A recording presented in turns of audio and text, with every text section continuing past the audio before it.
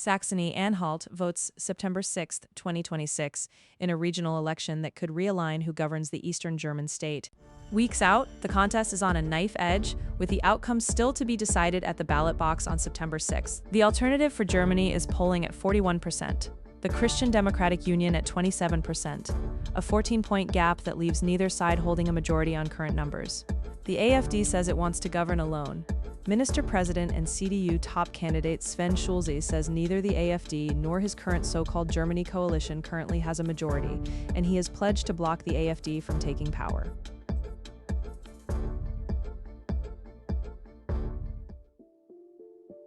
Schulze frames the vote as a choice over whether the state turns inward and ties that warning to the economy. Saxony-Anhalt relies heavily on exports and on cooperation with countries, companies, and people worldwide, and needs workers from abroad. For every 2 people leaving the labor market, only 1 person is entering. Even if every unemployed person found work, shortages would remain.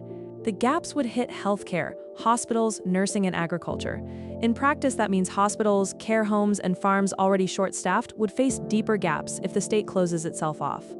On education, Schulze says the AfD effectively wants to abolish compulsory schooling and move toward homeschooling, where those who can afford it educate at home.